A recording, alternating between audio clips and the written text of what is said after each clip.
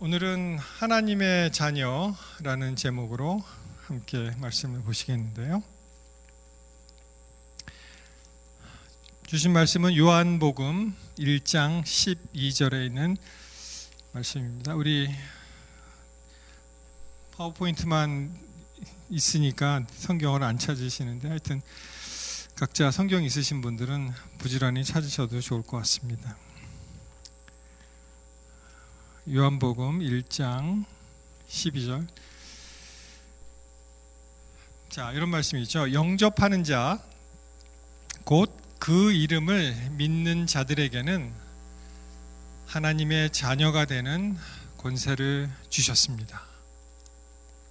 오늘 제목이 하나님의 자녀입니다. 많은 경우에 우리가 하나님의 자녀라는 것을 잊고 살 때가 많이 있습니다. 그냥 우리 하늘에 계신 아버지, 온 천하 만물과 우주 만물들을 창조하신 통치하신 하나님이 우리의 아버지이신데 그것을 잊고 우리는 어떻게 해요? 그냥 낙심하고 좌절하고 또 누가 좀 이렇게 찌르면 또 그게 또 상심이 되고 그러한 이제 어떻게 보면 이제 내공이 필요한 것이죠. 우리가 나는 누가 아무리 흔들어도 하나님의 자녀라는 것 우리가 잊어서는 안 되겠습니다. 흥미로운 데이터가 있었는데요. 여기 보시면은 그 한국의 중앙일보라는 정치면에 이렇게 나와 있습니다. 한국인의 90%가 나는 아시안인이다. 뭐 당연한 말씀 같죠. 나는 아시안인이다. 근데 그 상대적으로 아시아라는 이미지 자체가 조금 긍정적인 면보다는 이제 부정적인, 그러니까 예를 들어서 이 나라들 아시아 국가들은 신흥 저개발 국가다, 이제 개발을 하는 그러한 국가다라는 그러한 의미를 같이 가지고 있습니다. 여기서 아시아인이다 하는 그런 말씀은 무슨 말이냐면은 나는 세계인이야라는 거에 대비해서 나는 이 국한적으로 아시아인이다라고 생각을 하는 거죠. 특별히 미주에 계신 우리들, 뭐 재미 교포라고 하는 우리들은 가끔 이 설문조사나 이제 서베이 하면은 쓰잖아요. 이렇게 나는 ethnicity, 인종적으로 어디에 해당하느냐 그러면 아시안 이렇게 표시를 하니까 뭐 요새는 그거 하기 싫으면 안 해도 되지만 그렇게 표시하도록 돼 있기 때문에 너무나 당연하게 나는 아시안이다 이렇게 생각을 합니다.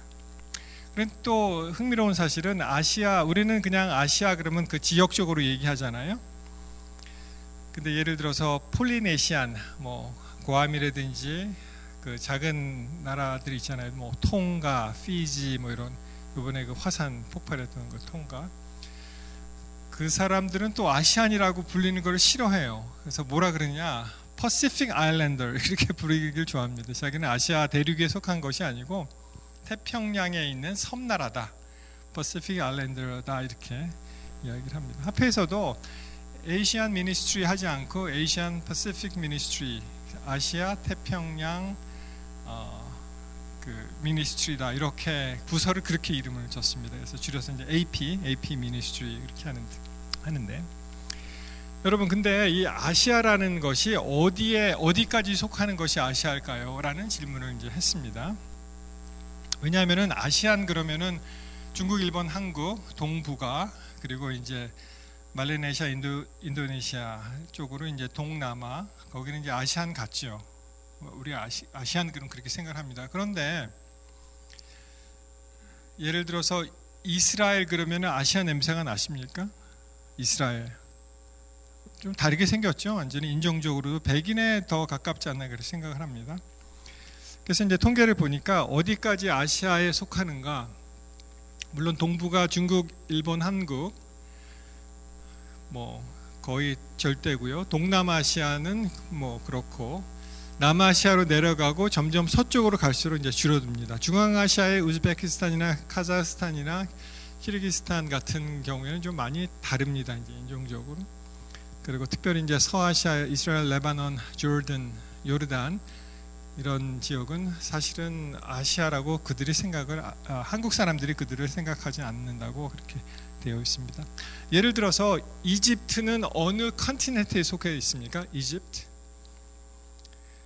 그게 아시아가 아니고 그 아프리카죠. 그렇지만 이집트 사람들을 아프리카 사람이라고 생각하진 않습니다. 그렇죠? 아프리칸 그러면 이제 흑인들을 생각하기 때문에.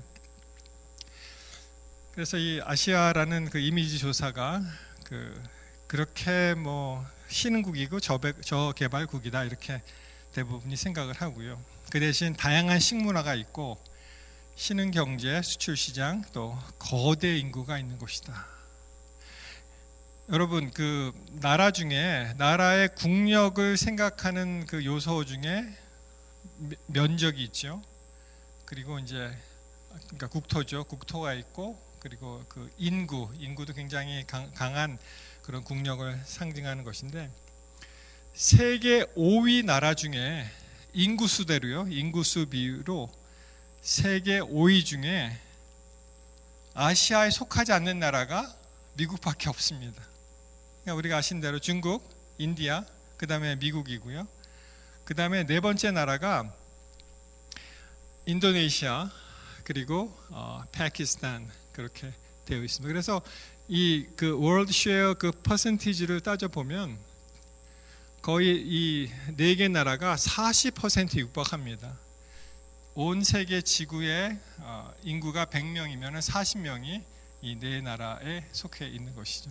그 정도로 아시아의 인구도 많고 그만큼 이제 인구가 이제 국력으로 나타나니까 그럼에도 불구하고 우리들은 스스로 아시아를 아직도 저개발국가 좀 미개하고 그 신흥국이다 이렇게 생각하는 경우가 있습니다.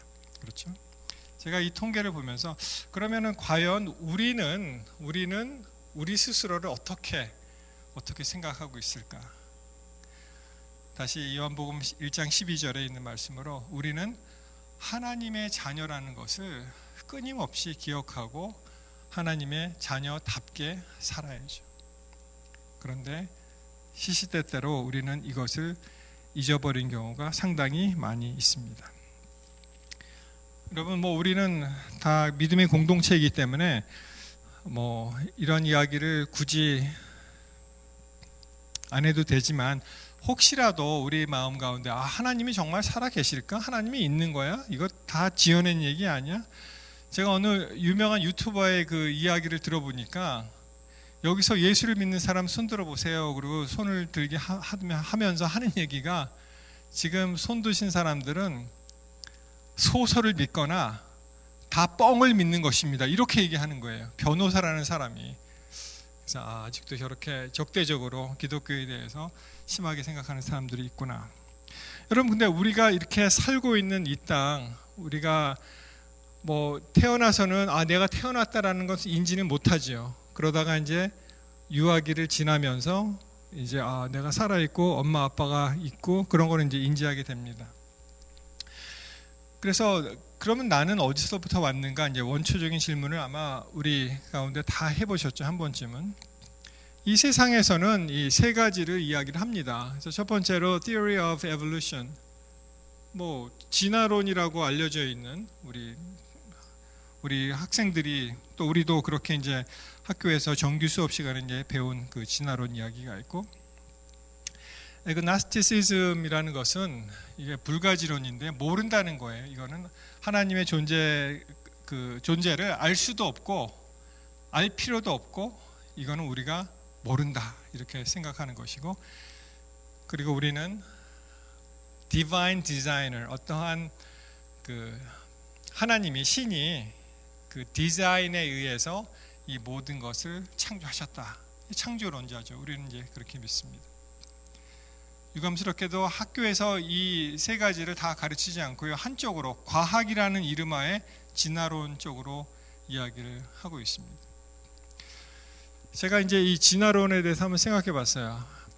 한 가지는 만약에 제7일 안식일 창조주 하나님을 기억하는 그러한 성경절을 모든 인류가 계속 기억하고 Remember the Sabbath Day 했잖아요. 기억한다면은 사실 진화론이 나오지 않죠. 근데 진화론이 나왔습니다. 여러분, 진화론의 제일 맹점은 뭐라고 생각을 하세요? 왜 우리는 진화론을 믿지 않습니까? 한마디로 이 진화론의 허구를 어떻게 생각하십니까? 여러분, 이 진화론도요, 일종의 종교입니다. 왜냐하면 그걸 믿어야 되기 때문에. 우리 하나님도 안 보이시지만 우리가 믿잖아요. 믿음을 요구하잖아요. 종교라고 하죠. 진화론도 마찬가지예요. 이게 이 증거를 믿어야 돼요. 그래서 이게 일종의 이제 종교라고 그렇게 생각을 합니다. 그런데 굉장히 아이러니한 것은 우리가 하나님께서 이 세상을 창조하신 것을 볼 수가 없죠. 우리는 피조물이기 때문에. 하나님만이 창조 사역을 하시고 창조 일을 하십니다. 우리는 거기에 낄 수가 없어요. 자, 아담을 창조하신 하나님께서 굳이 아담을 잠재우시고 그 여자, 나중에 그 하와 이브가 된 여자를 창조하셨을 때에도 아담은 그냥 아담을 살려두시고 그냥 한번 구경해라라고 하지 않으시고 아담을 깊이 잠재우십니다. 왜냐하면 이 창조는 하나님께 속한 영역이기 때문에 그렇습니다. 자, 진화론자들이 이야기합니다. 이것은 수백 년, millions of years, 수백 년, 수만 년 동안 지나가면서 천천히 이 변화가 왔다, 이렇게 얘기를 합니다. 그래서 그 진화 과정을 압축해서 보려면은 그 오랜 시간에 살아 있어야 되잖아요. 살아있는 사람이 없죠. 오직 이 사람들의 이론에 의하면은 하나님만이 그것을 인정하실 수가 있는 그러한 이제 오류에 빠지게 되죠. 하나님만이 그것을 아실 수 있는. 진화론에 대해서 생각을 해봤는데요. 제가 여러 번 말씀을 드렸는데 이 마우스트랩, 여러분 혹시 우리 믿음 가운데 하나님 진짜 계셔라고 생각했을 때 이 마우스트랩을 한번 생각해 보시면 쉽습니다. 이 마우스트랩 아시죠? 미국 쥐는 조금, 한국 쥐는 굉장히 rat, 그래서 큰데 얘네들은 조금 이제 작죠. 그래서 이제 그 마우스트랩을 놓고 미끼를 놓고 이제 쥐를 잡습니다. 제가 이 똑같은 제품을 미시간에서 이제 쥐를 잡다가 산 적이 있습니다. 아마 지금도 집에 어딘가 있을 텐데요. 이 마우스트랩, 이 간단한 쥐 잡는 이 도구를 간단하게 살펴보시면 굉장히 간단해요. 자, 이 마우스트랩이 제대로 역할을 하려면 어떠한 요소가 필요할까요? 크게 이 그 널판지가 있죠. 널판지가 있고, 제가 한번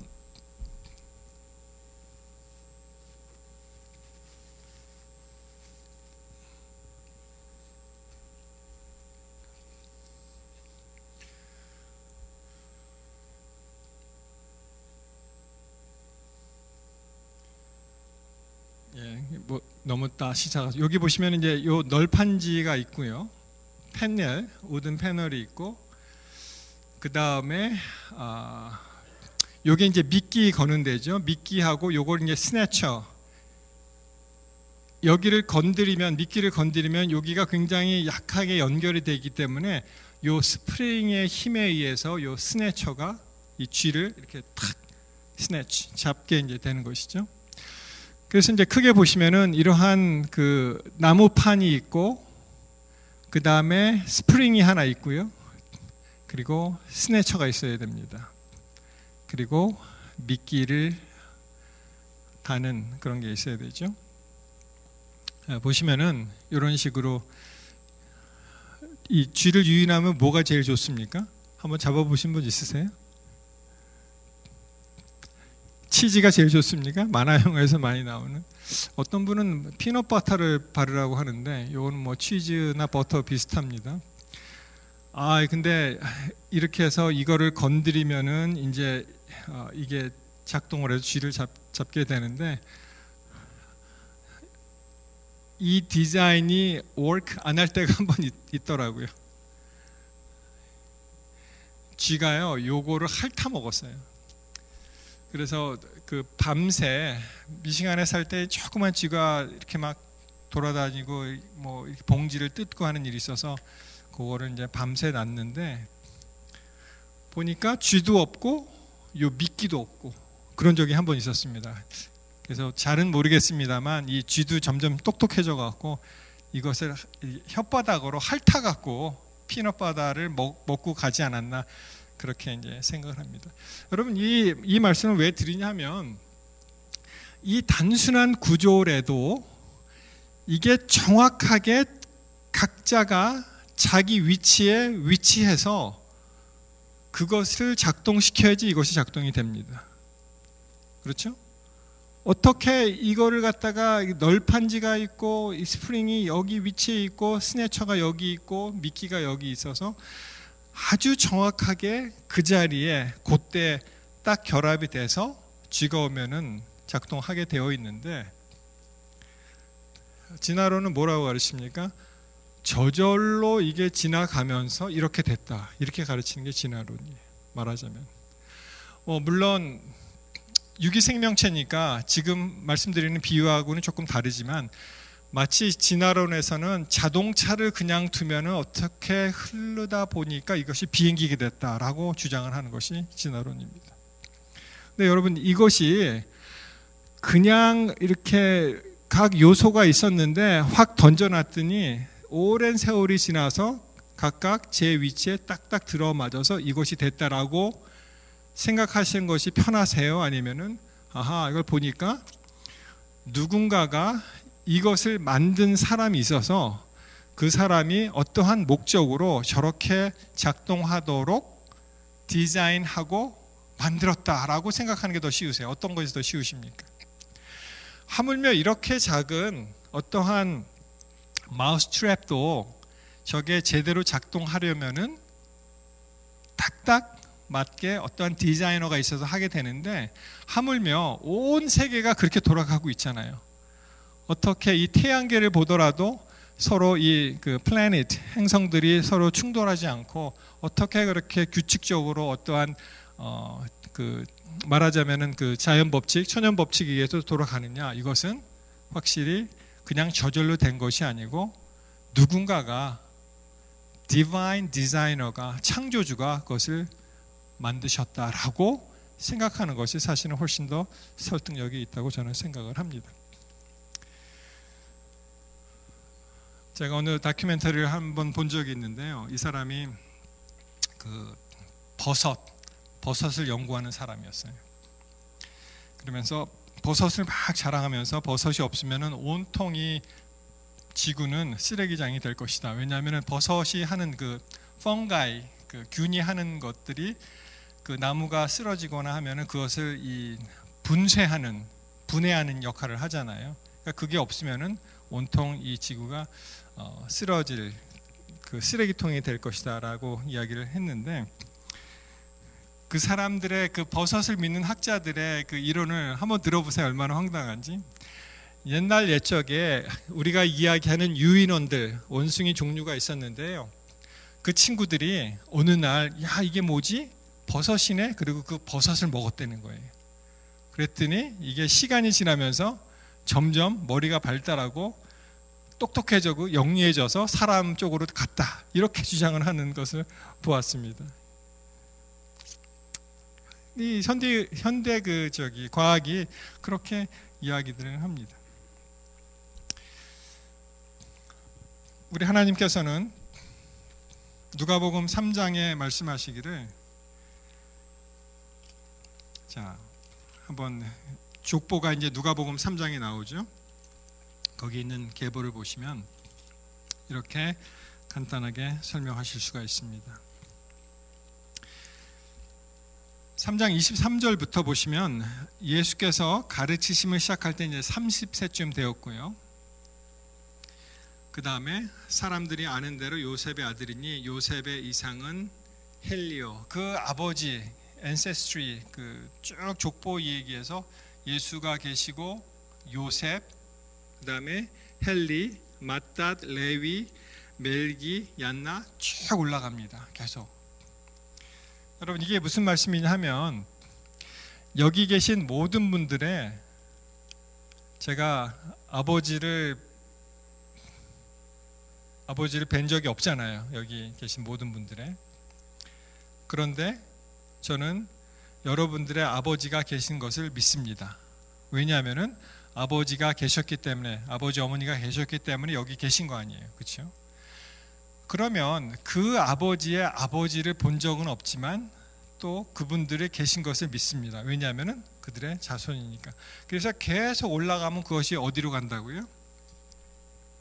38절에 이렇게 끝이 납니다. 그 이상은 에노스요, 그 이상은 셋이요, 그 이상은 아담이요, 그 이상은 뭐라고 되어 있습니까? 하나님이시라. 이것이 우리가 믿는 하나님 존재이십니다.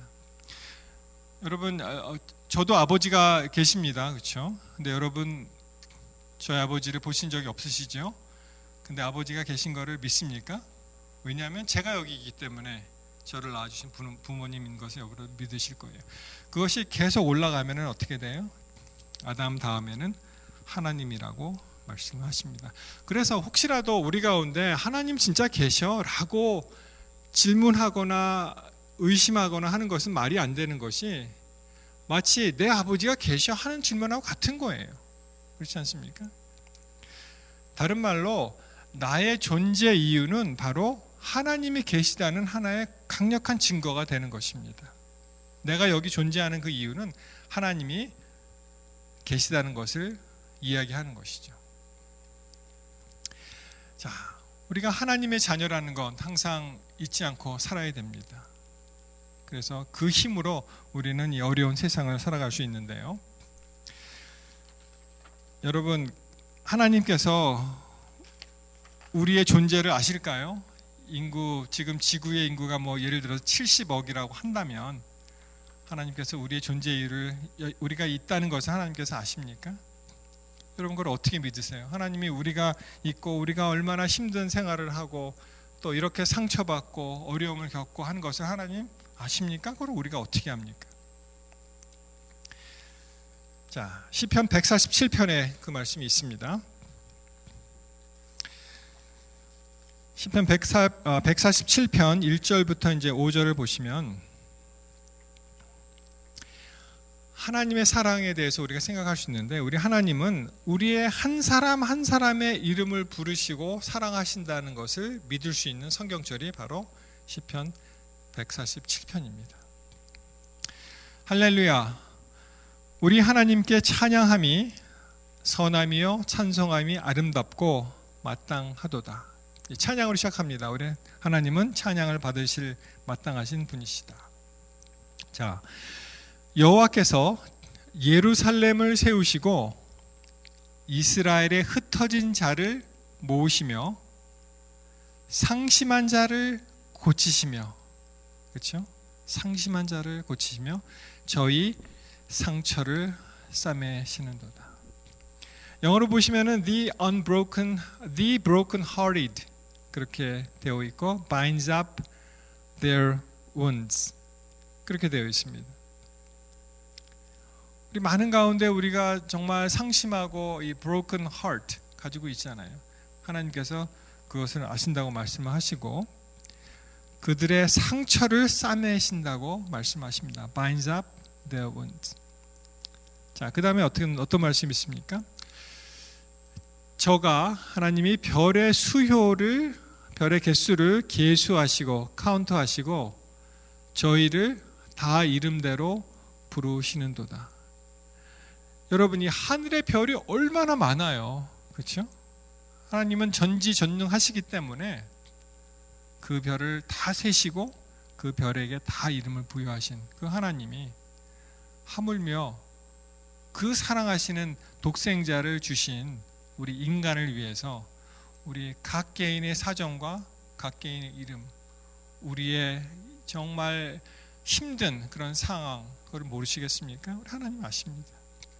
왜 갑자기 여기서 별 얘기를 했을까요? 이것은 별 이야기를 하면서 우리 사람들을 얘기한 것으로도 알 수가 있고, 또 하나는 별을 계수하시는 그 무한하신 전지전능하신 하나님의 그 권능을 나타내기 위해서 이 말씀을 하셨다고 생각을 합니다.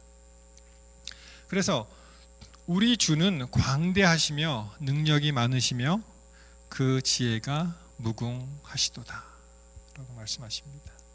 사랑하는 성도 여러분, 우리는 하나님의 자녀입니다. 그리고 하나님께서는 우리 각자의 이름을 부르시고 우리 모두를 계수하시고 우리가 처한 상황이나 힘든 상황이나 그것을 다 아시면서 우리에게 도움을 주시고 우리에게 힘을 주시고 우리를 인도하시는 하나님이신 것을 여러분 꼭 기억하게 되시기를 바랍니다. 그래서 우리는 하나님의 자녀라는 것, 그것을 한시라도 잊어서는 안 되겠습니다. 그렇죠? 여러분 이 아나운서 출신 이분을 잘 아실 거예요. 이분이 이제 신은경이라는 분인데요. 80년도에 한국에 계신 분들은 다 아실 겁니다. 왜냐하면은 그 당시에는 지금과 같이 종편 이런 게 없고 TV 채널이 별로 없었어요. KBS 그리고 MBC 그리고 나중에 이제 SBS라는 게 이 세 가지 TBC죠. 동양방송이 TBC라는 것이 있었는데 이제 언론 통폐합 당하면서 80년대 없어지고 그다음에 나중에 서울을 중심으로 서울방송 SBS가 이제 생겼는데 이분 이야기를 들어보면 재미있습니다. 당시에 이제 9시죠 뉴스가 9시 뉴스를 하면은 이 뉴스라는 그 단어 NEWS 그것이 이 사방을 나타낸다는 거예요. North, East, West, South 뉴스가 그래서 온 사방에서 일어나는 일을 묶어서 이제 이렇게 전해주는 거. 그래서 자기가 이제 뉴스캐스터 그 앵커 우먼이었죠. 그래서 당시에 나중에 이제 결혼했죠. 둘이 박성범 아나운서하고 이분 아마 최동호라는 분하고도 한 것 같은데 그래서 굉장히 말하자면은 인상 깊게 그렇게 뉴스를 전했던 그런 아나운서입니다. 지금은 어느 교회 우리 교회 직책에는 없는데 무슨 권사라고 하더라고요. 근데 이분이 이렇게 얘기를 합니다. 만약 왜 나는 흙수저인가라고 고민하는 젊은이가 있다면 제 얘기를 들려주고 싶어요. 저는 스스로 흙 묻은 금수저. 이 표현이 좋더라고요. 자기는 금수저인데 흙이 잠깐 이렇게 묻었다는 거예요. 흙 묻은 금수저라고 생각을 합니다. 그러니까 모든 사람이 다 이제 금수저 출신이죠. 그냥 흙이 좀 묻었을 뿐이에요. 그리고 이제 자기 이야기를 합니다. 아버지는 일찍 돌아가셨고 대학도 떨어졌다가 어렵사리 들어갔고 방송국도 3번 만에 힘들게 합격했어요. 그냥 우리는 그 화려한 면만 보잖아요. 이 사람이 참 화려하게 뉴스를 진행하는 그런 사람이구나 하고만 생각하는데 그 인생사를 보면은 아버지도 일찍 돌아가셔서 힘들었고 대학도 여러 번 떨어지게 되었고 방송국도 그렇게 한 번에 붙은 것은 아니었고 그래서 하는 말이 살면서 어려움이죠. 흙을 좀 묻혔죠. 그래도 괜찮아요. 털면 되잖아요. 이 수저 자체가 금수저이기 때문에 흙이 좀 묻어도 어떻게 해요? 털면 괜찮다는 것입니다. 그 금수저 자체가 흙이 좀 묻었다고 흙수저로 변하는 것은 아니죠. 제가 부자여서 금수저가 아니고 하나님에게 또 부모님에게 사랑받는 존재이기에 저는 금수저라고 생각을 합니다. 그렇게 얘기했습니다. 여러분 우리 모두는 하나님의 자녀지요. 우리 모두는 하나님이 우리를 사랑하시는 자녀로 낳으셨기 때문에 우리 모두는 무슨 출신이에요? 금수저. 금수저입니다. 우리 모든 사람이. 우리가 이것을 잊고 지낼 때가 얼마나 많이 있습니까? 왜냐하면 하나님 사랑하시는 하나님이 계시고 또 부모님에게 사랑받는 존재이기 때문에 우리는 금수저라는 것이죠. 여러분 기억하십시오. 우리는 하나님의 사랑으로 이 땅에 존재하는 금수저 출신이구나. 왕족이구나. 그렇죠? 하나님은 왕 중에 왕이시잖아요. 예수님은 한 사람의 영혼이라도 그를 구원하실 그럴 마음이 있으셨습니다. Christ Object Lessons 실물교훈에 보시면 한 명의 죄인을 위해서라도 그리스도께서 당신의 목숨을 버리셨을 것이라는 사실을 기억하면서 십자가에 가까이 나아간다면 거기서 그대는 한 영혼의 가치를 평가할 수 있을 것이다. 여러분, 우리 예수님이 99마리의 양도 귀하지만 그 잃어버린 한 마리 양을 위해서 그를 찾으러 나가셨죠. 그 목자의 비유에 보시면은 이 지구상에 70억의 인구가 모든 사람이 다 구원받을 그런 사람이지만 한 사람이라도 구원을 못 받을 사람이 있다면 나는 그를 위해서 십자가에 달려 돌아가시겠다라고 하시는 분이 바로 예수님이십니다. 나 하나, 그러니까 그냥 이 뭉쳐서 그냥 도매금으로 넘기는 것이 아니고 어떻게 해야 돼요?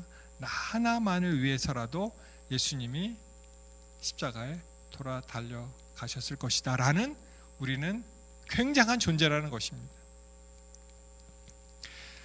제가 이 글을 읽고 한번 생각해 봤습니다. 만약에 뭐 역사인 가정은 없지만 아담이 그 금지된 열매를 먹지 않고 하와만 이제 죽게 되었다 하더라도 어떻게 해요? 예수님은 그 한 인생을 위해서라도 내가 목숨을 바쳐서 그를 구원하실 그렇게 귀중한 존재가 바로 우리들이라는 것입니다. 여러분과 꼭 기억하게 되시기를 바랍니다. 그래서 영접하는 자, 곧 그 이름을 믿는 자들에게 하나님의 자녀가 되는 권세를 주셨다는 것입니다. 예수님을 믿고 하나님의 자녀가 되는 권세가 우리에게 주어진 것입니다.